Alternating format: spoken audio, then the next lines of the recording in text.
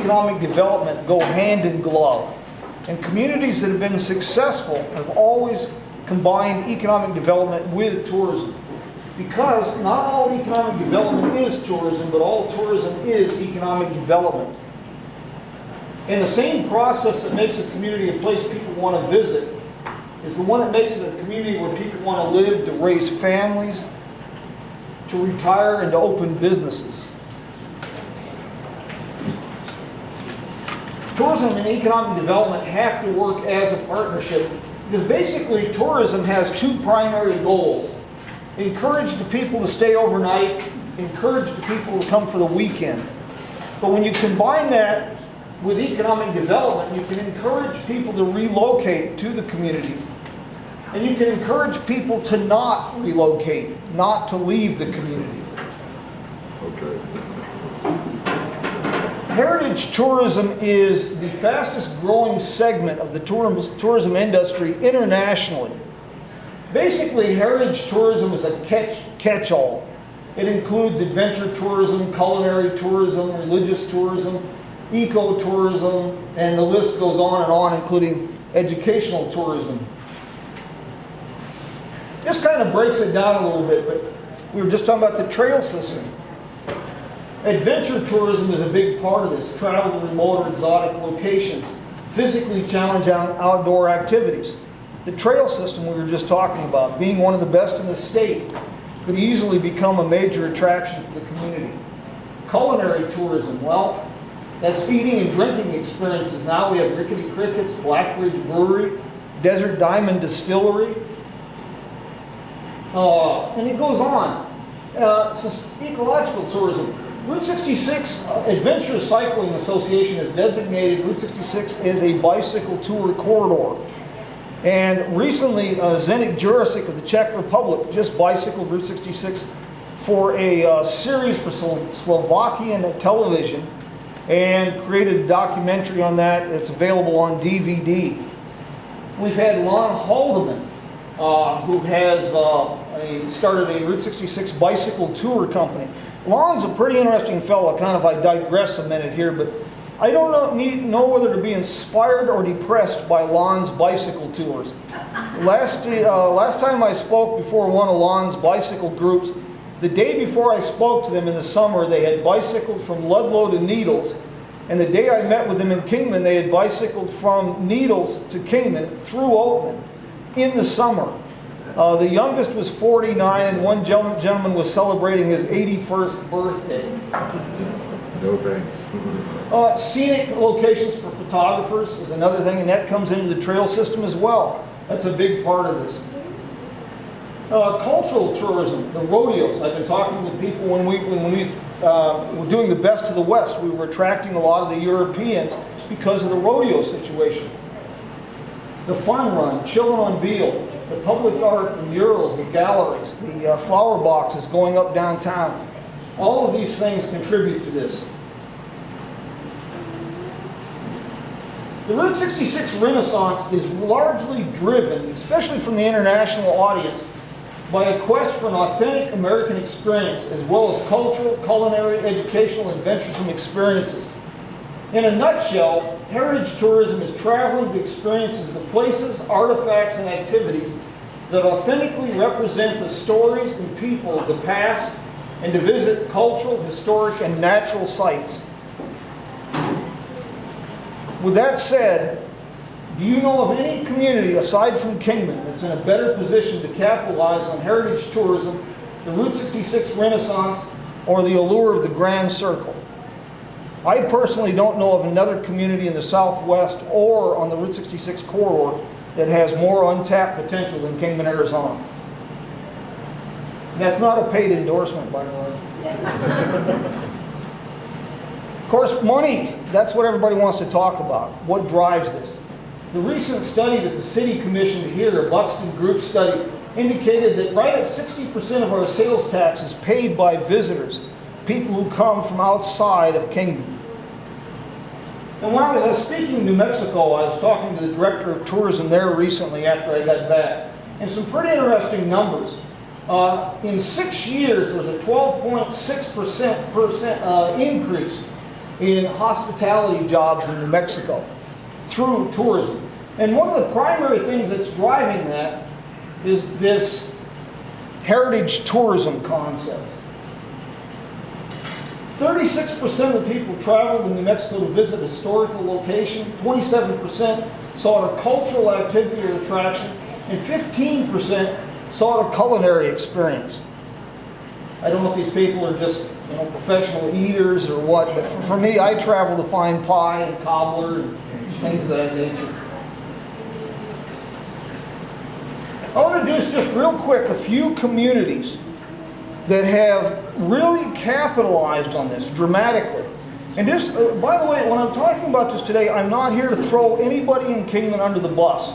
What we've accomplished, what we haven't done, opportunities we've missed or lost are really secondary. The whole idea is to think about what other communities are doing and how we could use this. Now keep in mind, for example, Atlanta, Illinois, at best, they have a 9-month tourism season compared to ours, which is 12 months. This is a town that's experienced a 0.8% growth since 2000. 1,663 people. They got aggressive. Bill Thomas is a real leader. Started coming up with ideas to provide visitors with engaging, authentic experiences that recreate Route 66 related experiences and develop new, engaging, authentic experiences. They came up with innovative partnerships between private and the city. What city there is, it's only 1,600 people and downtown is 2.5 blocks long. But they've reopened the Palms Grill Cafe. They've come up with lodging experiences that are very unique. Palms Grill Cafe was honored by Illinois Tourism. Billy Connolly, the British comedian, when he did his Route 66 series, that really sparked a great deal of interest in Route 66 travel in the UK, Scotland, South Africa, Australia, New Zealand. He talked heavily about the Palms Grill Cafe, and they do have good pie. But this is interesting. When they got aggressive on this and started really focusing and fixing things and doing things, this is demonstrable. Sales tax revenue jumped 43% in 2014. That's over a 4-year period. And since 60% of our sales tax is from visitors, imagine what we could do. From 2014 to 2016, I talked to Bill Thomas before I completed this program. Their sales tax revenue has steadily increased each year since 2014. Small numbers, 3, 4, 8%. This is Pontiac today, or Atlanta. A few years ago, every one of these buildings was an empty storefront. Every single one of these. Pontiac is a real showpiece for what's happening on Route 66 and what can be done. And in spite of their success, they've lost 2.2% of their population in the last 17 years. The key is Mayor Bob Russell and the prior mayor before that, Scott McCoy. They got aggressive in cleaning up the downtown. They started eliminating, letting people wither on the vine, factions that were not being productive, people who wouldn't play well with others. They just simply let those wither on the vine through accomplishment. Through accomplishment, they let these other factions just fade. And they took a lot of flack. Bob Russell has faced a recall election over his aggressive stance on cleaning up historic properties and doing things. And he has linked tourism with economic development. That's one of the keys to making this successful and sustainable. He was on the road. He was here in Kingman a while back. I had a chance to really visit with him and show him around Kingman a little. And he was talking about Barstow. When he was in Barstow, the museums started closing up around 4 in the afternoon. The places are closed on Sundays, sometimes Mondays. There was nothing to do. One of the things that's interesting and important to think about, we become myopic sometimes and think about Route 66. That's not the deal. Route 66 is the gateway drug. You use that to magnify, to get people interested in what is in your community. And that's what Bob was talking about. Route 66 was the catalyst for what they've accomplished, but it was the other attractions that made it successful. These are a few results. I won't try to pronounce this gentleman's name, this airbrush artist, but Tang had one of the leading airbrush artist studios and schools in Shanghai. And he heard about Pontiac and became so enamored with their mural program, he relocated his airbrush mural school to Pontiac. And through that, he was invited to do things like Bob Russell was in New York City. Their Pontiac Shield, they did some beautiful murals downtown, featured on the cover of the National Geographic Route 66 calendar. And I'll show you this mural. Keep in mind when you see this, this is in the alley. This isn't even their Main Street murals. They've been able to draw a Hampton Inn and Conference Center to Pontiac. They just had another museum open.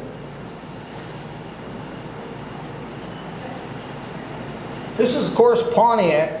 This beautiful mural right here, that's in the alley.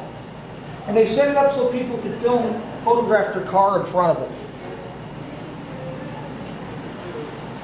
By the way, when Scott McCoy, when they started this really aggressively around 2000, they had a 95% vacancy rate in their historic business district. Right now they're running somewhere around 2% vacancy rate.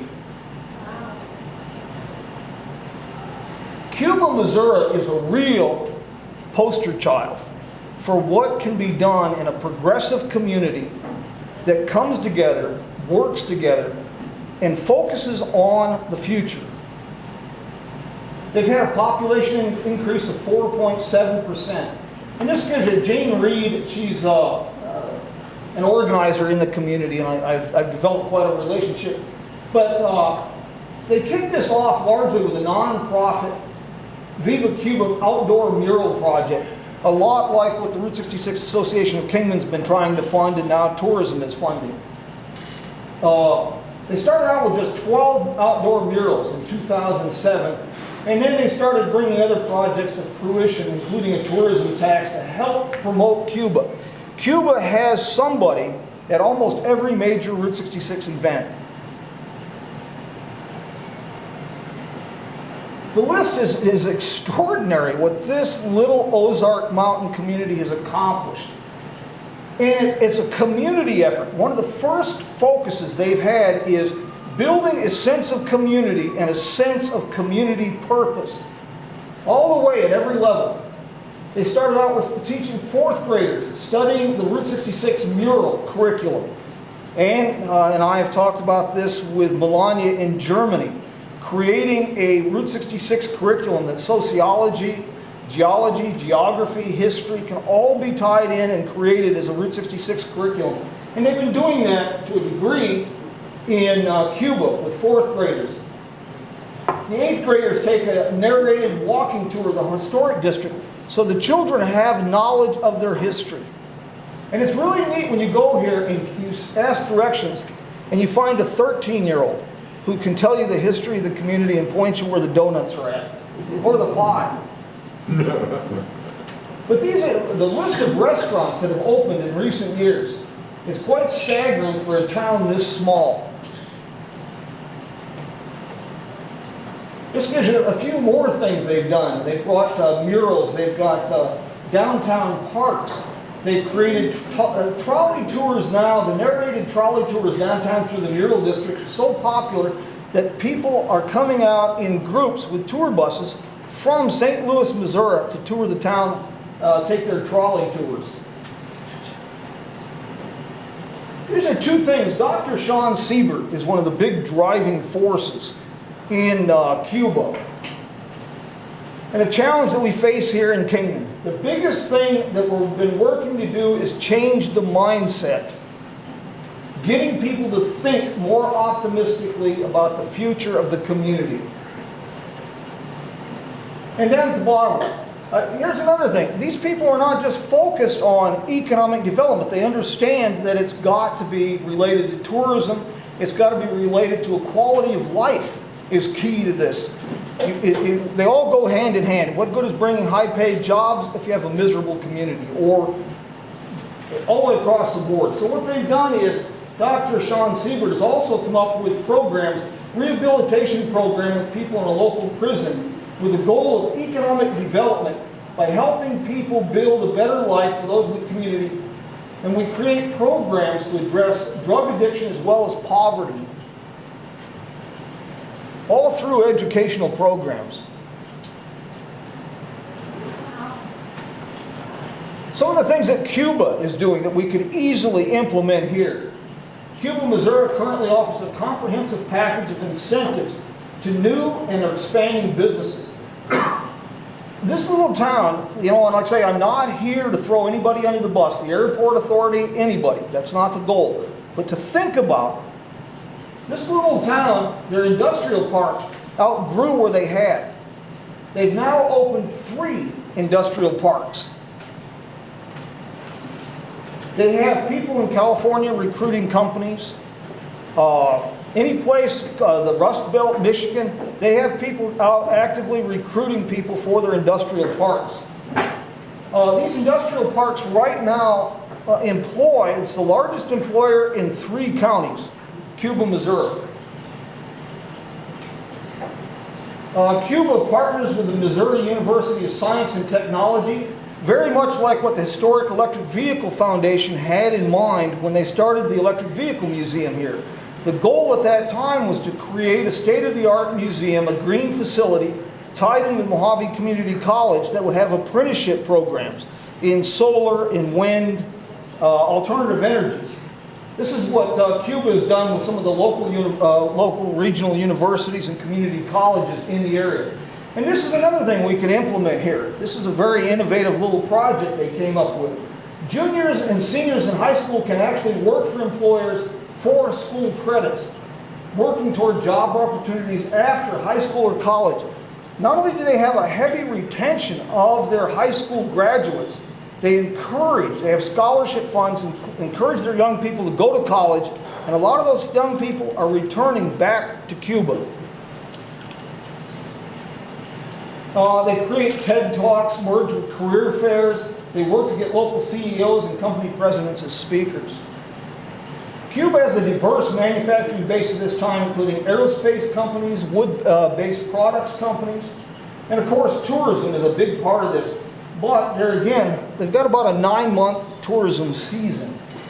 And they really partner with area communities for their attractions. Gives you an idea of Cuba. This delightful 4-way restaurant has great pie and some fascinating Greek sandwiches. That's a 1930 gas station. Galena, Kansas, I speak on a lot. This is a poster child for a town that has no chance in hell. It's on the edge of one of the nation's largest toxic Superfund cleanup sites.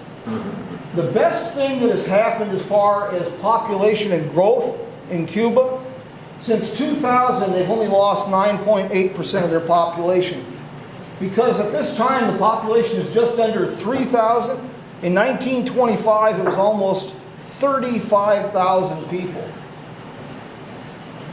But by creating partnerships in the city, they have turned this community around amazingly. About 9 years ago, they had one functioning street light on the Route 66 corridor through Main Street. They have all new sidewalks. They've had 4 new restaurants open in the last 24 months, and they recently landed a state-of-the-art surgery center, beating out Joplin. They had some problems. They had to remove some historic buildings, a lot like Verner's done downtown, buildings that were beyond hope and salvage. But they balance that with the creation of pocket parks, encouraging foot traffic, walking, beautification of the community. All funded, a lot of this was funded in part through a Bricks on 66 program. Mayor Oglesby was here for the Route 66 International Festival in 2014, and they became really enamored with our Route 66 Walk of Fame program. But since we had kind of abandoned that, he took the concept and ran with it And in about 3.5 years, they raised somewhere around $200,000 through their BRICS program, and to create these pocket parks with clocks and gazebos. These are some of the pocket parks like we were talking about that they've created with murals. Wow, it's beautiful. Tucumcari, New Mexico is another poster child for stick a fork in it, it's done. When you come in to Tucumcari from the west, you would think that somebody was getting ready to film an apocalypse movie. This is no joke. The first thing you see when you're coming into Tucumcari from the west is a huge truck stop like the Flying J. Totally abandoned, covered in graffiti, broken windows, weeds, trees growing through the parking lot. The next building you see is a 2-story motel with every window broken out of it and the furniture thrown out of the windows in the yard. Then you see gas stations and a burned down motel. That's the first things you see when you're coming into town. They've lost 15.7% of their population since the year 2000. They've lost about 28% of their population since 1990. But they're turning things. They're creating a community out of this. They established the Main Street program. They linked tourism with economic development. They supported educational programs for business owners, developed and promoted in a coordinated manner by the Chamber of Commerce, Tourism, Economic Development, key social organizations, the Main Street Director, county and city officials. They come together, and like with Steve's Masterclass program, they bring people in to address business owners, to speak on these issues, to educate. And they've begun actively seeking new modern businesses and industries. Now, think about this. How do you recruit businesses to a town like this? They have a beautiful city hall. They've restored their depot. And right across from the depot, one of the historic old buildings literally collapsed into the street. They have not had the money to clean it up, so they just coned off the street. How do you attract businesses to a community like this? They've been doing it through quality of life, by showing changes, by beautification projects, and by showing a unified front. They recently had, about 7 years ago, the Tucumcari Mountain Cheese Factory. They just expanded and doubled the facility in 2015. They just had establishment of the Tucumcari Bioenergy Company, creating bioenergy fuels, has just established in Tucumcari. Mason Community College has started a wind research project that has now received international acclaim as an industry leader. They're now expanding into alternative energy classes with solar, wind power, all of it. Mesa Lands Community College has an internationally acclaimed paleontology program and one of the just an astounding museum of paleontology that you would never expect. It's worthy of the Smithsonian, just on a smaller scale. And to show you what can be done, 3 historic motels on Route 66. One was a property that's about to be condemned, have all sold in 60 days to investors from outside of Tucumcari. Keep in mind, like I say, this is a town that's lost almost 30% of its population since 1990. This motel here, when I was there in the Roadrunner Lodge, about 6 years ago, this would be like the Ramada property. 6 years ago, literally, Joe Sonderman and I explored this property. It had been abandoned and homeless people were living in it. They had kicked in the doors and they were living in this property. And it's now one of the top rated motels in Tucumcari on TripAdvisor, and it was a family from Texas bought it and renovated the property. And this beautiful sidewalk setting here in Tucumcari, beautiful cafe. This motel next door, totally empty, gutted. Trees growing up in the parking lot. The motel on this side, it's even worse. And people are going there on purpose. And this is their paleontology museum. Kingman, Arizona. First of all, 12-month tourism season. Most of these other communities, like Atlanta, they have a tenuous Abraham Lincoln connection. They have a one-of-a-kind 19th century grain elevator and Route 66. We sit right on the edge of the Grand Circle. This is one of the top tourism destinations in the entire United States. As Bob Russell says, it's important to note that tourism without positive economic development does not work. It has to result in economic development to be sustainable. Compare what we've shared a little bit with what some of these other communities have. Compare that to Kingman, just a handful of things. We have not only the longest remaining uninterrupted section of Route 66, we have what I like to think is one of the most scenic. When I take tour groups up towards Oatman, I explain to them, I says, when you see this, I guarantee you Stevie Wonder cannot take a bad photograph. We have the world's only electric vehicle museum. There's a huge European interest in our World War II airfield. There's a great fascination because that airfield played such an important role in the liberation of Europe during the war. International tourism gets a lot of attention on Route 66 and in Route 66 communities. But there's been a pretty sizable slump, and for a multitude of reasons, in international tourism in the last year, 18 months. Some places about a 30% drop. But there again, Kingman, compared to these other communities, within 400 miles of Kingman, we have almost 10 million people. Americans don't do 2-week vacations, but they do 3-day weekends. We have 10 million people within 400 miles that are looking for mountain biking opportunities, for wineries and breweries. But we have all these things, railroad history. We have a top-rated mountain bike trail system, Wallaby Mountain Park, a film and celebrity history, climate, location, 12-month tourism season. Leadership is crucial. There's always got to be somebody that takes leadership. And sometimes people flock to someone because they have what appears to be leadership. But listen to them. Are they using the rear view mirror for their planning sessions? If so, that's not the kind of leadership with vision you want. You need leadership with vision. People like Bob Russell in Pontiac or Dr. Sean Siebert in Cuba. As Bill Thomas in Atlanta says, you have to catalog and utilize all of your assets. Not just the ones we like or the parts that we don't, the climate.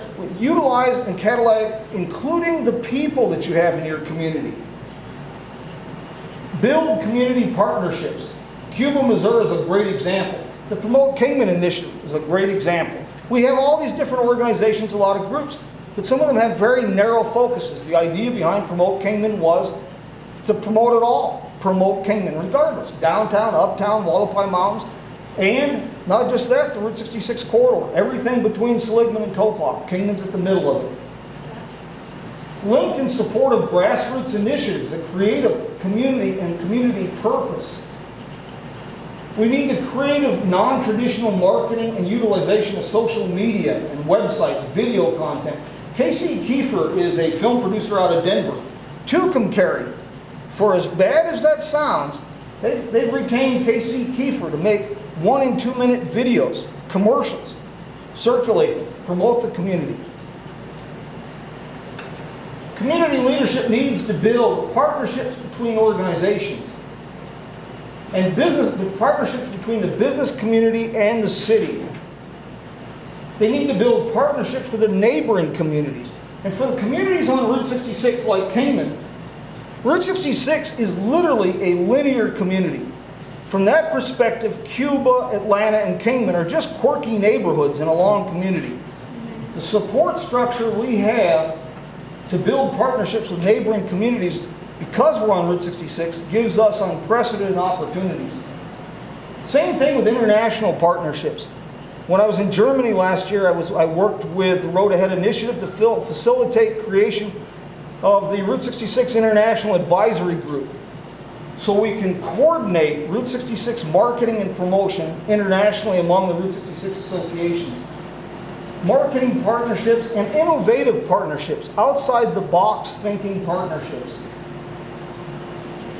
You need grassroots initiatives that create a sense of community and community purpose.